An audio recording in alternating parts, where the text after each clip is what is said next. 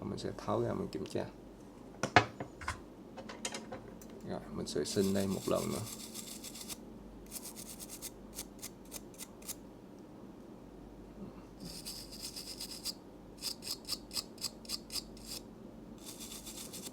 Rồi ha. Đó. Dùng cái dít nha anh em, đẩy vô đây. Rồi mình tháo này ra. Đó, anh em thấy mình nói có sai không? Đó. Thấy không? Anh em thấy những cái socket này nè, nó có vấn đề ha. Cái đầu bằng sắt thì anh em dùng cái cọ này anh em chà lên trên này.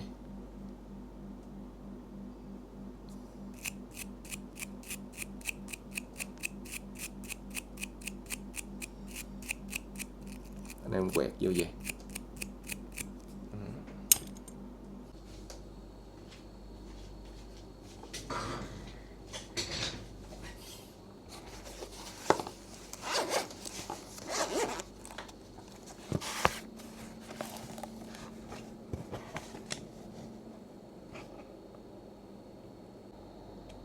Hello, chào anh em nha. Hôm nay mình nhận được một cái máy này anh em. Cái máy này là cái máy Nintendo Switch OLED nha. Thì cái lỗi của cái máy này là bị vô nước đó anh em. Khách báo là cái máy nó bị vô nước nhẹ nha.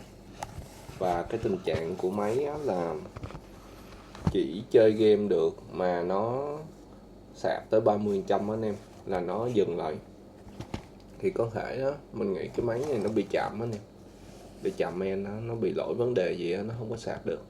Thì cái chỗ đó có thể là IC của sạc pin hoặc cái vấn đề gì đó. Thì mình sẽ tháo cái máy này ra để mình kiểm tra nha. Thì ở đây trong cái hộp của máy thì nó có hai cái băng game nè. Ở đây trong cái máy mình coi nó còn cái gì nữa không. Đây nó có một cái băng game nữa nha anh em. Mình lấy cái băng game này ra nha, để mình sợ mình quên thôi chứ không gì. Rồi mình sẽ tiến hành tháo cái máy này ra và kiểm tra cho anh em xem. Những cái máy đối với những tình trạng cái máy mà bị vô nước đó anh em, thì mình nên tắt máy, tháo ra về vệ sinh nha. Mình không nên để nó chơi á, thời gian nó bị mục chân này kia thì nó sẽ ảnh hưởng đến cái máy luôn nha, có thể là bị lỗi nặng hơn. Thì bây giờ là mình sẽ tháo cái máy ra và kiểm tra cho anh em xem nha. Rồi thẻ nhớ thì mình để qua bên ha, mình chỉ lấy cái máy thôi. Joy-Con nó thì mình sẽ kiểm tra coi nó có vô nước không nha. Thì mấy cái Joy-Con này nó có thể là nó bị vô nước. Rồi những cái socket đây nữa nè, những socket này có thể là vô nước luôn. Thì mình sẽ tháo ra để mình kiểm tra hết luôn nha anh em. Rồi bây giờ mấy cái băng game hay mấy cái thẻ nhớ thì mình sẽ để vô lại. Đây mình sẽ để vô đây. Đó. Rồi. Thẻ nhớ thì mình cũng để vô đây nha anh em. Mình để vô đây để mình nhớ nha. Rồi nha, mình sẽ để vô đây. Rồi khi mà xong mình sẽ ráp lại và mình gắn cái thẻ nhớ lại nha anh em. Rồi ha, đây là cái máy của mình. Thì những cái thành phần không quan trọng mình sẽ để qua một bên hết. Thì cái Joy-Con đó mình sẽ tiến hành mình kiểm tra sau nha anh em. Thì những cái máy vô nước đó thì mình nghĩ là nó sẽ bị rất là nặng nha, nó không có bị nhẹ đâu. Ít hay nhiều thì mình cũng không có biết được. Thì nó vô nước thì mình sẽ tháo ra mình kiểm tra nha anh em. Rồi bây giờ là mình sẽ tháo cái máy này ra kiểm tra. Thì mình sẽ không mở điện, không có cắm nguồn gì hết nha anh em. Những cái máy vô nước như vậy thì anh em hạn chế sạc pin ha. Thì mình sẽ tháo ra hết để mình vệ sinh. Rồi vệ sinh xong thì mình sẽ tiến hành mình mở cái máy lên để cho nó an toàn nha. Rồi nếu anh em thấy video mình hay đó thì hãy cho mình một nút like nha anh em, với một cái nút đăng ký nha, để mình có động lực làm nhiều video hơn để gửi đến anh em. Rồi cảm ơn anh em rất là nhiều luôn. Thì bây giờ là mình sẽ tiến hành mở cái máy này ra và để kiểm tra nha. Rồi ha, để tháo cái máy này được mình sẽ tháo cái nắp lưng này trước. Mình sẽ tiến hành tháo cái nắp lưng này ra nha. cái máy này khách là báo là đã ở chỗ này có một con ốc nó bị mất rồi nha anh em, hình như đã có thấu ra, có thể là có thấu ra rồi. Mình cũng chưa có biết được thì mình sẽ tiến hành mình kiểm tra thôi. Cái máy này nó sạc vô mà chỉ được 80%, 30% thôi nha anh em, nó chỉ được 30% thôi và nó không sạc lên được nữa. Thì để mình tháo cái máy này ra mình kiểm tra coi nó bị gì nha anh em. Rồi anh em tháo tiếp hai con ốc phía dưới đây. Những cái máy mà nó bị vô nước như vậy anh em nên tắt máy liền nha, và gửi qua bên mình để mình tháo ra hết để mình vệ sinh nha anh em. Anh em đừng có tưởng nó mà nó ok á, anh em cứ tháo luôn, để cái máy nó chơi rồi nó sẽ bị nặng hơn đó. Thì cái phí vệ sinh của bên mình thì cũng khá là ok nha. Đối với những anh em bị vô nước á mà nhẹ thì mình vệ sinh nó dễ hơn, còn nếu mà vô nước nặng á anh em thì nó sẽ bị hư linh kiện á, thì mình chạm này kia thì mình sẽ tính cái giá nó sẽ cao hơn. Rồi ha, thì bây giờ là mình sẽ tiến hành mình mở cái nắp lưng ra.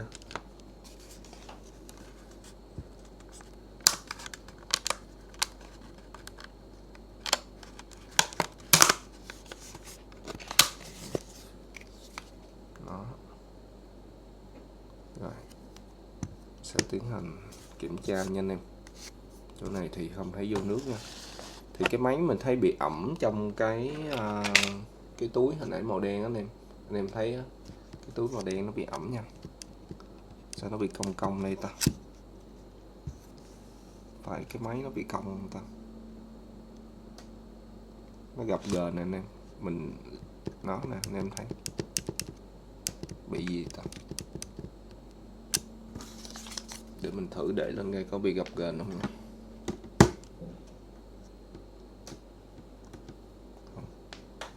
Chắc do này nó bị cong á. Rồi bây giờ là mình sẽ tiến hành mình tháo cái mặt lưng này ra nha anh em.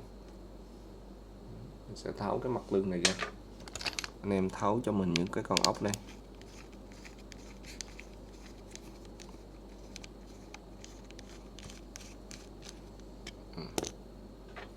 Tháo trước hai cái này ra nè. Rồi tiếp tục là tháo những con ốc còn lại nha.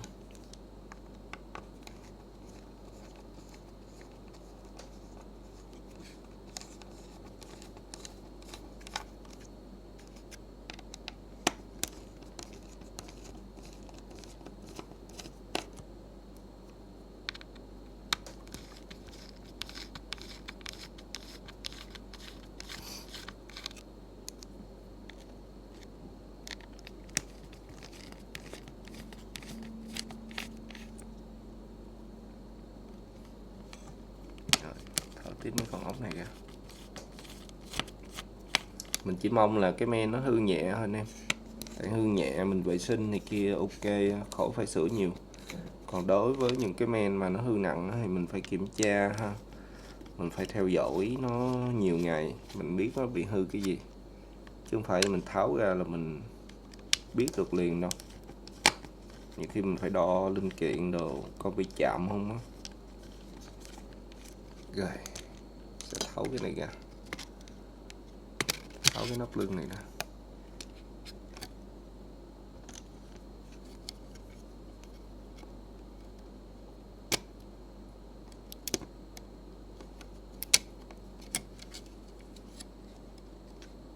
Kế đến là mình sẽ tháo cái cổng dây cáp này ra nha.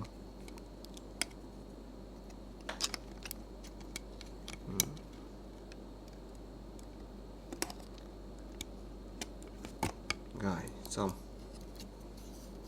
mình tháo luôn cái cáp nguồn này ra. Thì anh em mà kiểm tra anh em biết đó là cái máy nó có bị vô nước hay không á, thì anh em sẽ coi cái này ha.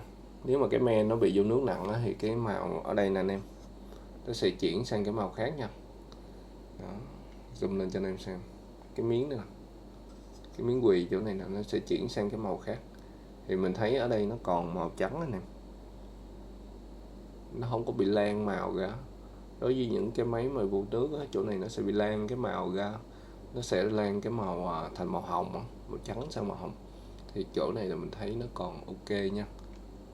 Thì mình sẽ tháo cái men này ra mình kiểm tra luôn anh em. Tháo cái men này ra để mình kiểm tra luôn xem nó có bị vô nước chỗ nào không nha.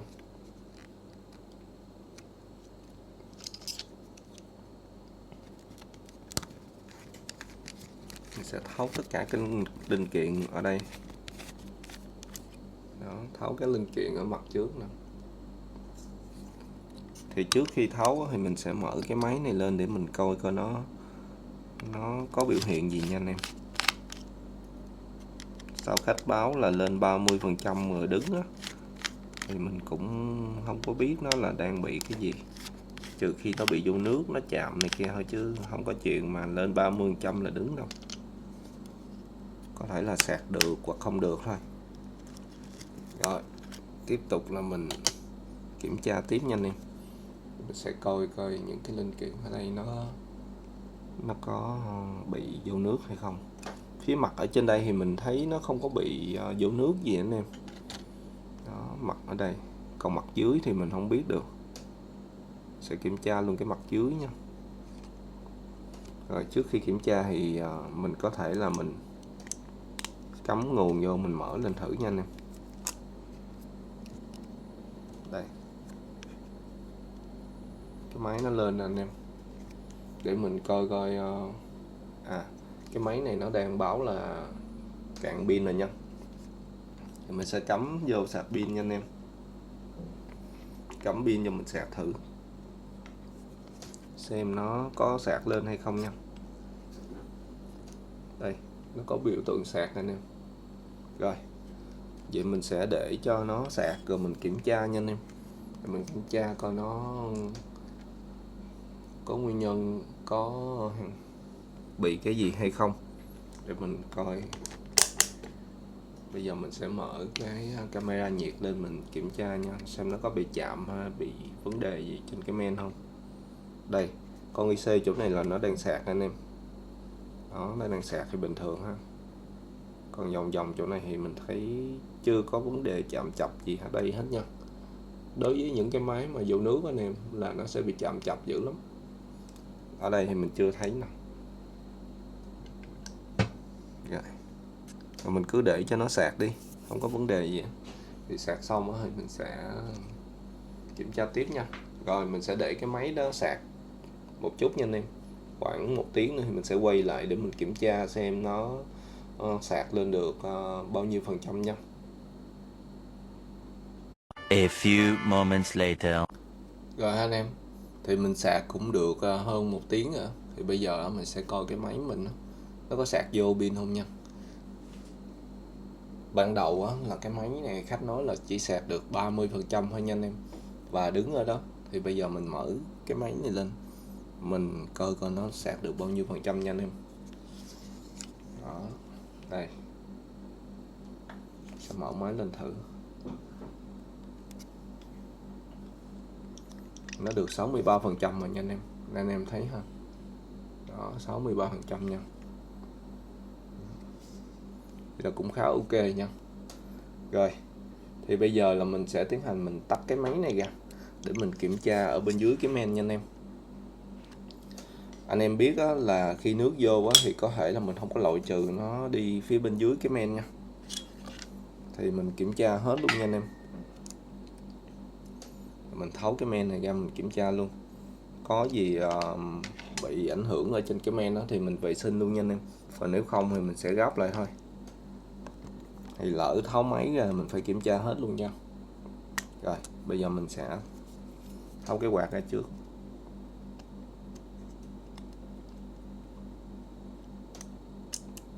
Đó.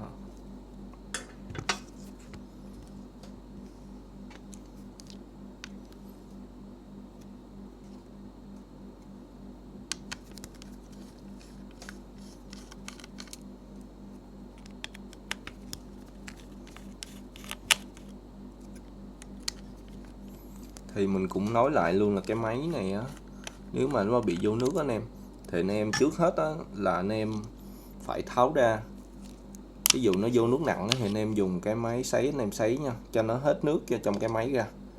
Rồi ví dụ mà nó hư chỗ nào thì mình tiến hành mình sửa. Còn nếu mà nó chỉ vô nước nhẹ thôi á thì anh em cũng phải tháo ra để anh em kiểm tra coi những linh kiện nào nó bị vô nước nha. Thì đối với những cái máy bị vô nước thì nó cũng rất là khó chịu nha. Nhiều khi nó xài vài bữa cái nó bị lỗi chỗ này lỗi chỗ kia thì mình không biết được. Do những cái linh kiện nó bị ẩm anh em. Đây, những linh kiện đây nó bị ẩm thì nó sẽ bị chạm những cái chân này. Thì nếu mà anh em có bị vô nước, anh em hãy đem qua bên tiệm mình nha. Mình sẽ kiểm tra như vậy. Rồi mình tháo ra mình coi phía trên, phía dưới cái men đó nó có bị cái vấn đề gì hay không nha. Chứ mình vô nước rồi mình cứ để ở nhà mình tự chơi được vài bữa nó bị hư thì nó không có hay. Rồi ha. Rồi bây giờ mình sẽ tháo cái cắm màn hình này ra luôn nè. Đó. Rồi xong mình sẽ tiến hành mình tháo cái men ra nha anh em.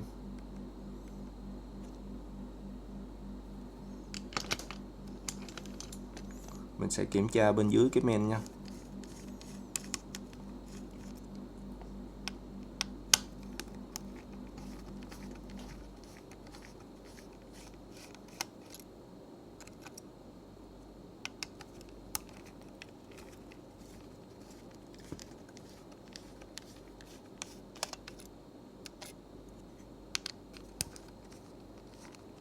Rồi khi mình kiểm tra anh em, tháo ra mình kiểm tra, mình sẽ coi kỹ những cái chân của con IC ha, những cái chân ngay những cái chân con IC coi nó có bị nước không. Nếu những cái chân nó bị nước thì nó sẽ ra những cái màu trắng trắng đó nè, cái đó là bị chạm chập á, thì anh em phải kiểm tra những cái đó. Rồi đây mình sẽ tháo cái máy này ra, tháo cái men ra nha. Đó, mình sẽ lấy cái men này ra. Mình sẽ kiểm tra nha anh em. Đó anh em coi. Rồi mình sẽ zoom lại để mình kiểm tra cho nó dễ nè. Đó, mình sẽ zoom lại mình kiểm tra nha.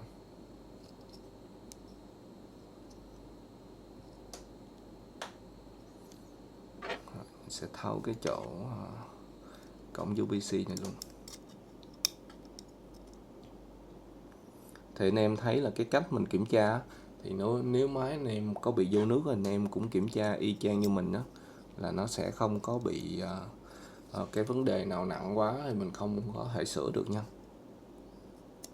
Đó, mình sẽ kiểm tra những cái chân này. Ok nha anh em. Mình thấy là cũng là khá là ok á, không có cái vấn đề gì nặng lắm. Rồi mình tháo cái nắp này ra mình coi luôn. Cái nắp này là wifi anh em, sẽ tháo ra.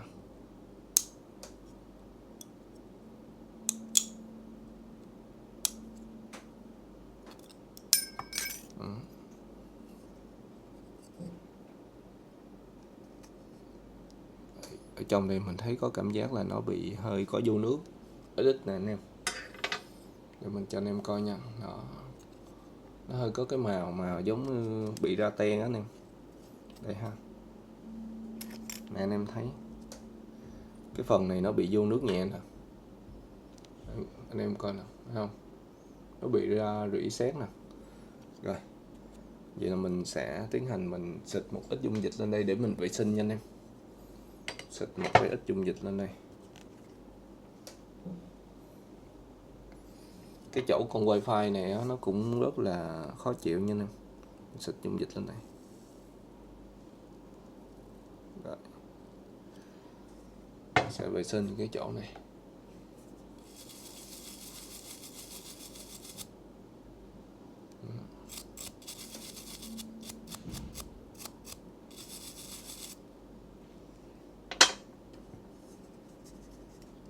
Rồi cái chỗ mà cổng sạc nè, chỗ pin đó mình vệ sinh luôn.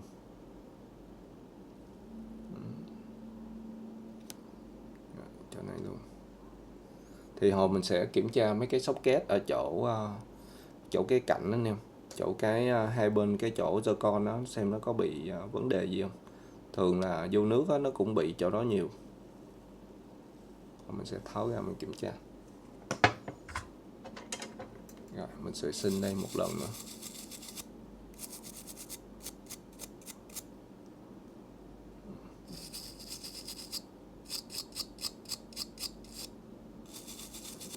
Rồi ha, trên đây thì ok nè nè.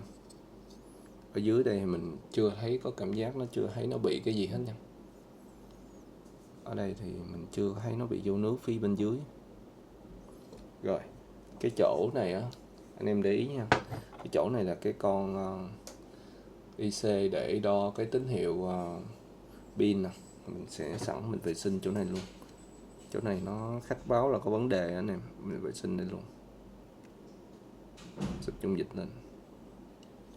Rồi đợi cho nó chút xíu, mình sẽ dùng cái bàn chải này mình chà ra luôn. Rồi ha, ok.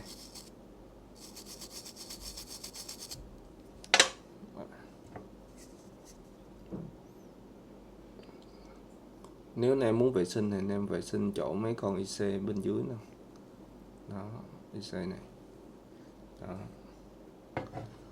Khi nó vô nước nó bị ẩm, nó chạm chân thì mình không có thấy được đâu nè.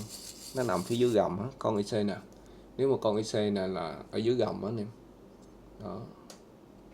Cái con này thì những cái chân cạnh bên đó thì mình dễ nhìn nè. Cái con bên đây thì dễ nhìn hơn. Thì đây là mình đang hướng dẫn cho anh em cái mà máy á nè, nếu mà bị vô nước á, thì anh em xử lý sau nha.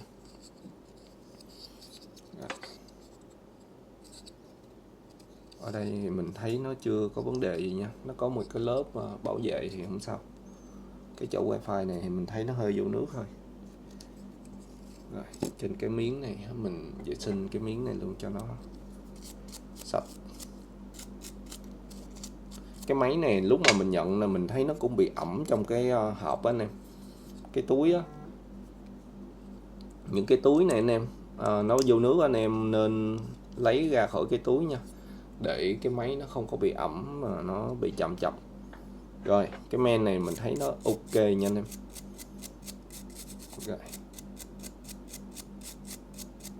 Rồi ha. Rồi bây giờ là mình sẽ tháo cái socket Joy-Con hai bên ra để mình kiểm tra rồi mình vệ sinh luôn nha.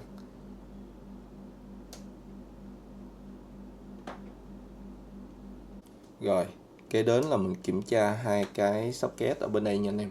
Hai cái socket bên đây là để kết nối với cái Joy-Con đó. Thì mình xem coi những cái chân ở trong đây nè, nó có những cái chân trong đây ha, nó có bị chạm hay là không. Tại vì những cái chân này nước nó vô nó cũng bị chạm anh em. Rồi bây giờ là mình sẽ tiến hành mình tháo hai bên đây để mình coi socket nó có bị vấn đề gì không nha. Rồi, mình sẽ tháo cho anh em xem. Thì nếu mình đối với những cái máy vô nước đó nè, thì anh em phải làm hết tất cả các socket ha. Mình phải tháo ra mình kiểm tra men đó, rồi mình kiểm tra socket luôn, để tránh cái tình trạng mà cái máy nó bị chạm nha, chạm chập đó.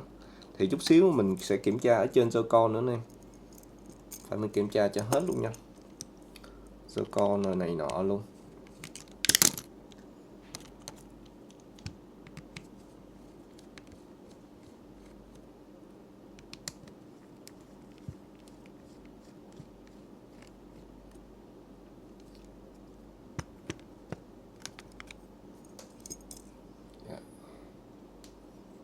Rồi mình tháo hai cái socket ra rồi thì mình sẽ kiểm tra hai cái socket đó ha. Thì bây giờ là mình sẽ để qua bên đây, mình chụp hình trước khi mình kiểm tra nha anh em. Rồi mình sẽ chụp hình lại.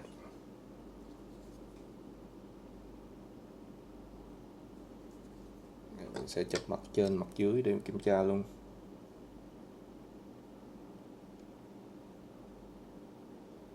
Rồi, kiểm tra mặt dưới ha. Rồi ok nha anh em. Thì bây giờ là mình sẽ kiểm tra cái này nha.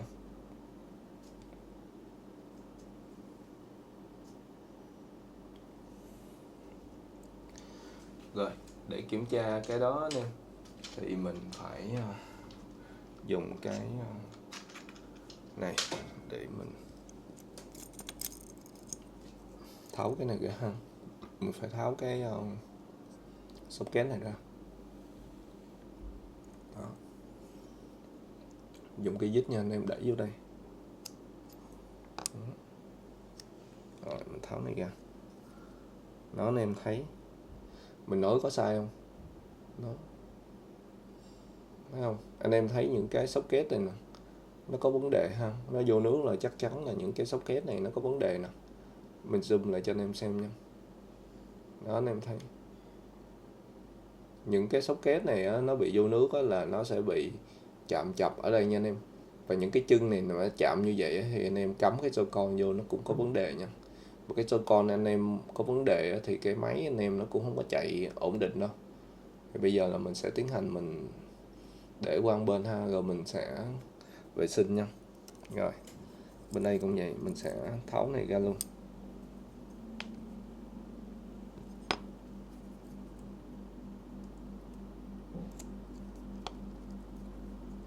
Mình nghĩ là hai bên nó đều có vấn đề hết nha.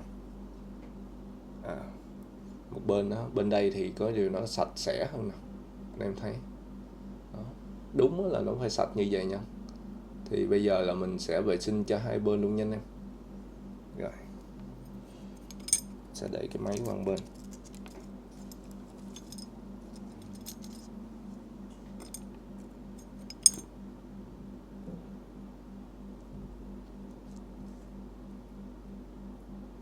Đó.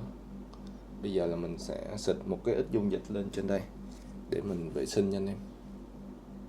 Đó, anh em sẽ dùng cái chai dung dịch vệ sinh ở này, vệ sinh mặt đó anh em. Sẽ dùng cái chai dung dịch vệ sinh mặt này mình vệ sinh ha. Đó, anh em thấy mình sẽ xịt trực tiếp lên trên đây luôn.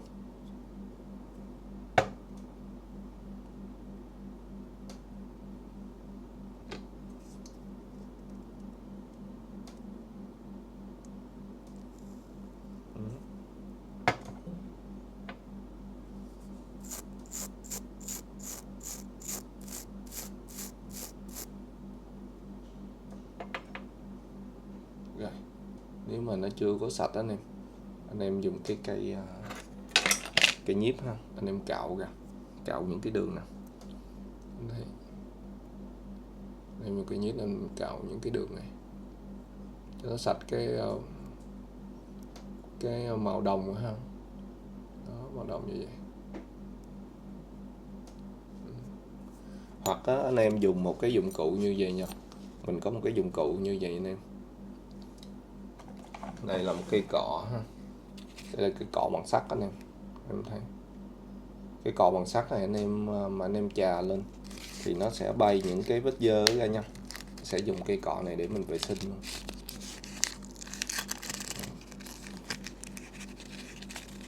Cái cọ này cái đầu ở bằng sắt nha anh em. Cái đầu bằng sắt thì anh em dùng cái cọ này anh em chà lên trên này.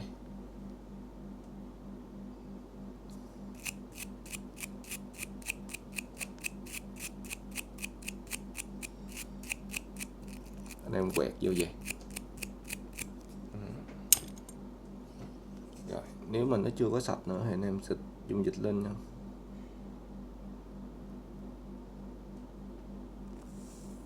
Cái dung dịch này nó tẩy rất là mạnh nha. Rồi anh em lại tiếp tục sạc nó có hai đầu nha. Một đầu này để giống như mình chà cho nó ra mấy cái ba dớ dơ này. Còn cái đầu kia thì mình để tẩy những cái đường mà nó bị oxy hóa nặng. Đó. Rồi mình sẽ dùng cái đầu này. Rồi. Mình coi phía dưới đây coi nó có bị không. Thường nó sẽ bị hai mặt nha.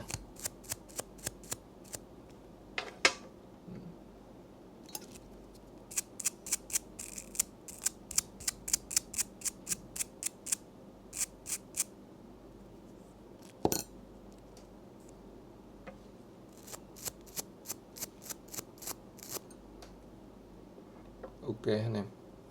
Nếu mà nó xong rồi thì mình sẽ để qua một bên họ mình sẽ ráp lại nha. Rồi tiếp tục là mình vệ sinh tiếp ở bên kia, còn một cái nữa bên hai bên đó anh em. Rồi mình xịt dung dịch lên luôn.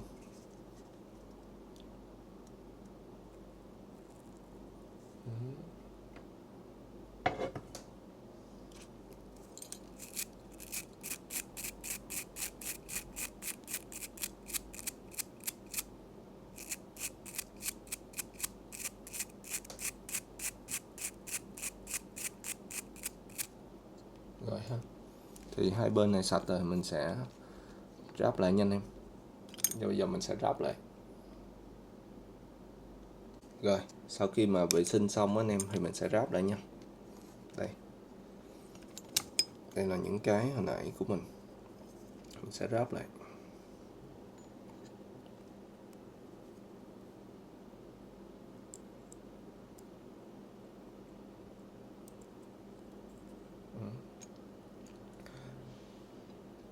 Anh em ráp lại, anh em đút cái cây này vô nha. Anh em lấy cái cây nhíp á, cái đít cây nhíp anh em đẩy vô. Rồi ha. Rồi ở bên đây cũng vậy, nó có một cái cây như vậy.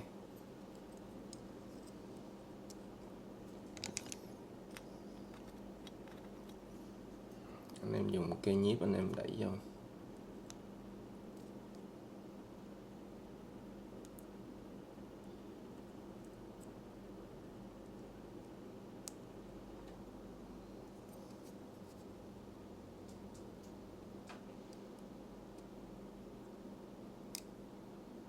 Rồi xong thì mình sẽ ráp vô lại nha anh em.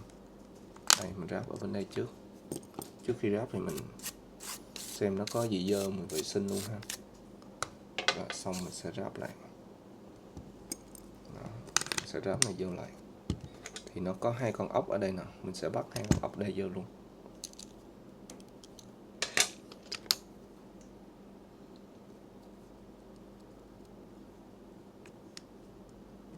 Thì đối với những cái máy bị vô nước anh em thì anh em nên chú ý những cái chỗ này ha.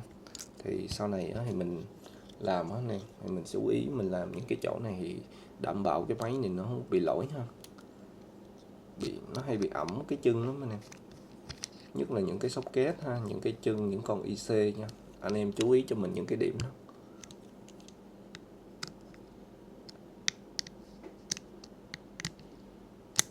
Ok. Rồi xong thì mình sẽ ráp ở bên đây luôn nha. Nó có hai bên đó anh em. Mình sẽ tiến hành ráp bên đây luôn. Mình dùng cái bàn chải mình chà sơ chỗ này ha. Nếu mà nó có bụi gì mình chà sơ.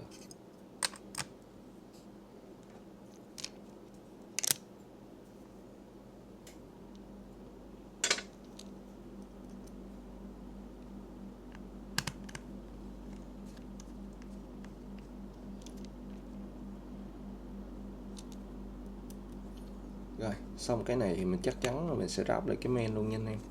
Mình sẽ ráp cái men vô lại luôn. Rồi mình sẽ kiểm tra cái socket ở trên cái Joy-Con nữa anh em. Thì cái Joy-Con mình nghĩ nó cũng sẽ bị cái tình trạng giống như ở trên cái socket ở trên thân máy á. Thì mình sẽ kiểm tra lại luôn nha. Rồi bây giờ mình sẽ ráp lại cái máy này. Ở đây là mình xử lý xong trên cái thân rồi nha anh em.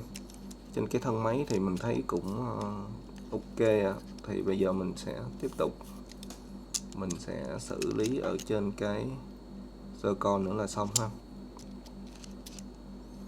Rồi mình sẽ gáp cái men lại nha anh em.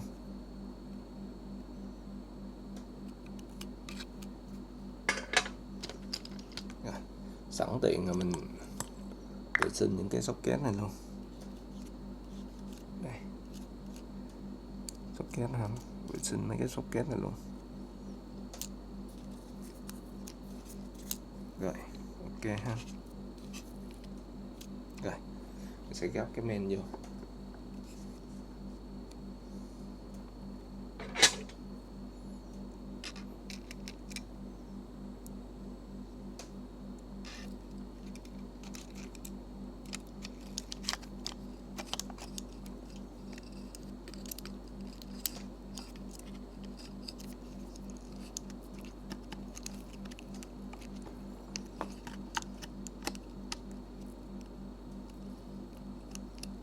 dỡ cái này lên nha, mình cho nó hơi xéo xéo vậy. Sẽ đưa cái men vô đây. Đó.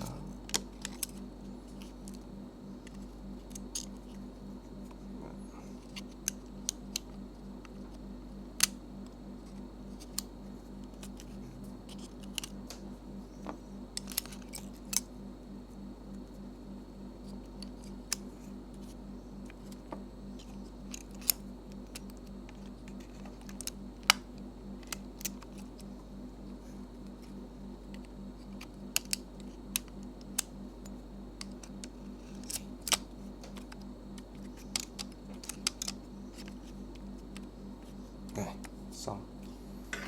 Thì mình sẽ gắn những cái con ốc lại nha anh em. Nó có những cái con ốc đó mình sẽ bắt lại luôn.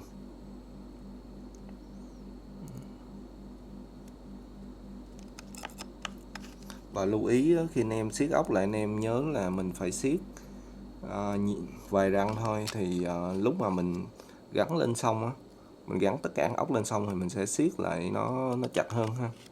Thì anh em làm theo cái cách này á, thì sẽ gây ít bị ảnh hưởng tới cái men nha, nó không bị có dùng men này kia.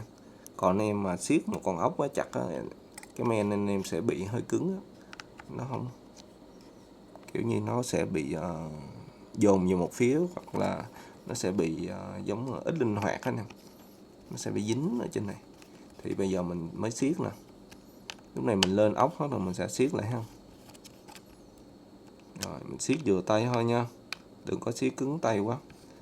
Cứng tay quá là nó sẽ bị tuôn ốc á. Rồi, ok. Rồi khi siết xong mấy con ốc á nè, thì bây giờ là mình sẽ gắn lại những cái cọng cáp nha.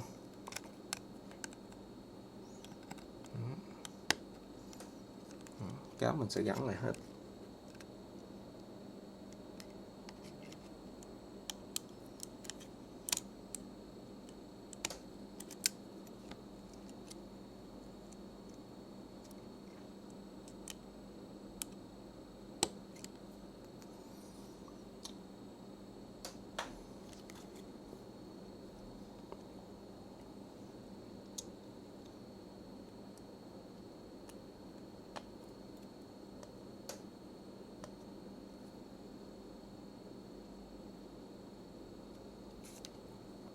Rồi, con cáp ở đây luôn.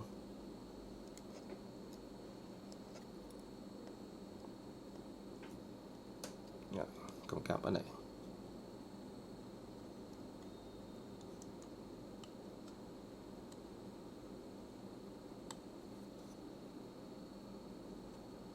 Rồi, ok ha. Thì bây giờ là mình tới cái cáp màn hình nè.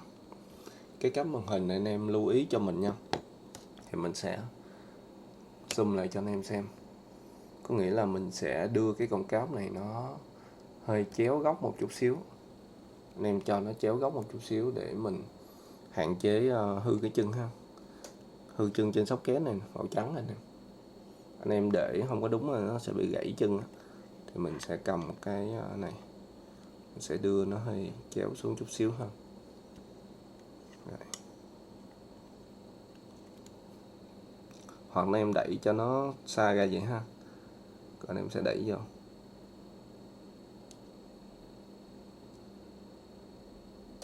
Đó, khi nó vô anh em sẽ dùng cái ngón tay em đẩy vô vậy, đẩy cho nó sát hai bên luôn nha.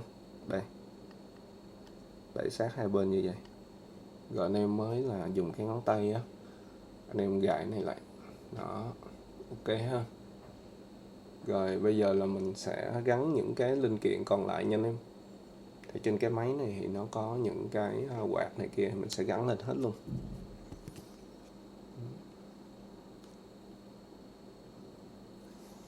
Rồi mình sẽ gắn cái quạt lên. Thì chút xíu nữa mình sẽ test tất cả các linh kiện coi nó hoạt động không. Nhất là cái quạt nha anh em. Anh em gắn lại anh em phải kiểm tra cái quạt, rủ nó không có quay á, là cũng nguy hiểm lắm.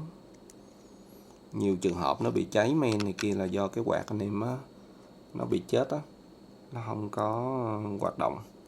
Thì mình phải kiểm tra hết luôn.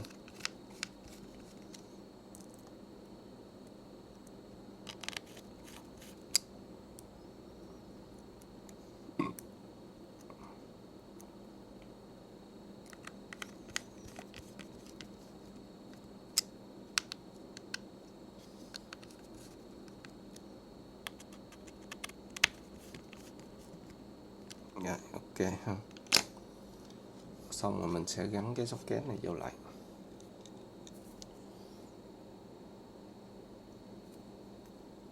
Này, socket quạt đây, gắn cái socket quạt vô.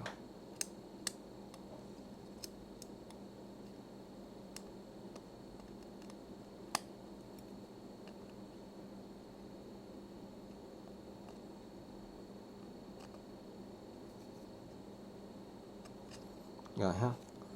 Rồi xong mình gắn tới cái bộ tản nhiệt luôn nha. Gắn tới bộ tản nhiệt luôn. Chung là mình sẽ gắn vô hết lại nha anh em.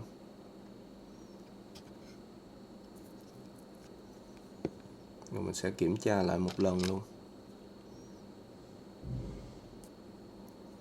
Bộ tản nhiệt thì nó sẽ có 3 cái con ốc nha.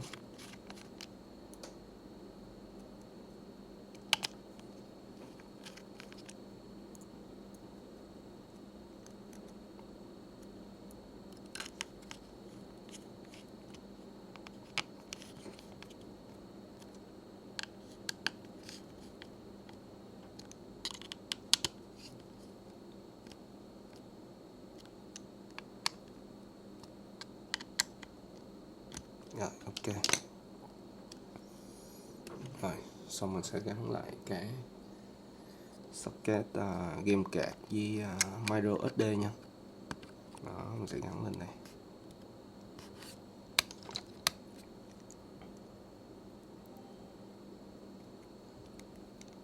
Rồi, xong cái bước này á anh em, thì mình sẽ vệ sinh cái sơ con luôn nha. Đây là mình đã gắn khá hoàn chỉnh rồi. Đó, mình sẽ gắn hết lên này. Mình sẽ cắm cái nguồn luôn. Rồi mình sẽ gắn cái nắp này lên luôn. Rồi xong mình sẽ kiểm tra cái Joy-Con nha. Tới cái bước này là mình cũng gần xong phần kiểm tra nha anh em. Kiểm tra trên cái thân máy đó, nó cũng gần xong rồi.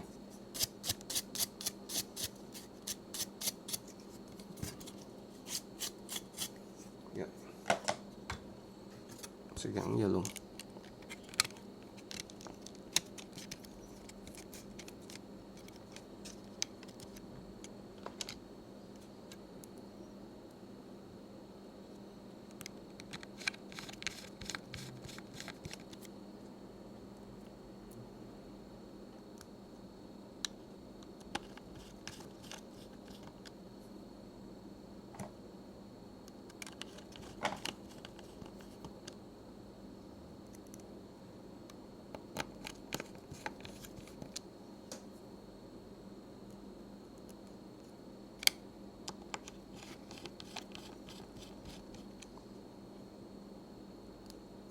Rồi mình sẽ để ở cái bước này nha anh em.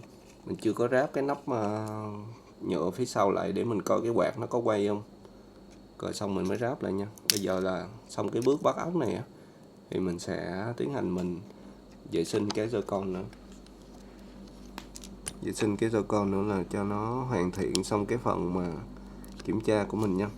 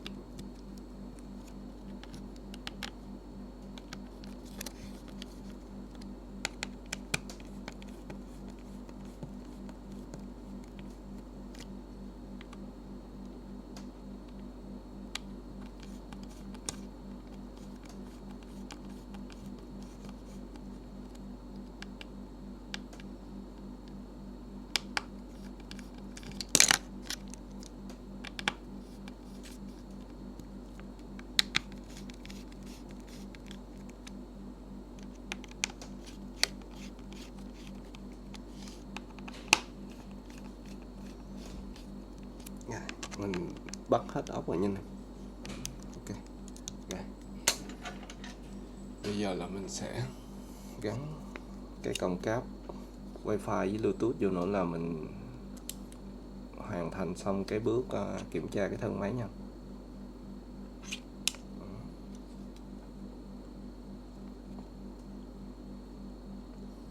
Cáp này rất là mỏng nha anh em, cẩn thận.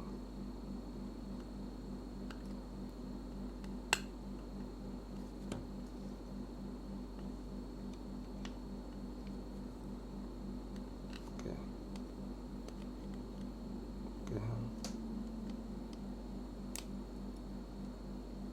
Rồi, ok anh em. Thì mình hoàn thành xong cái bước mình kiểm tra cái thân máy rồi và fit cái thân máy ha. Thì bây giờ mình tới cái phần vô con nha anh em. Rồi xong mình sẽ mở cái máy này lên để mình test coi cái quạt nó có quay không. Rồi, bây giờ là mình sẽ tiến hành mình tháo cái Joy-Con này ra để mình kiểm tra nha anh em. Rồi, trước hết là mình sẽ kiểm tra ở bên trái trước nha anh em. Mình sẽ mở cái Joy-Con này ra để mình kiểm tra luôn. Rồi, nếu anh em thấy video mình hay á, cho mình một nút like nha, rất là nặng. Anh em thấy. Đó. Anh em thấy những cái con linh kiện trên đây không? Rồi cái Joy-Con này mình bắt buộc là mình phải tháo cái Joy-Con này ra để kiểm tra nha anh em.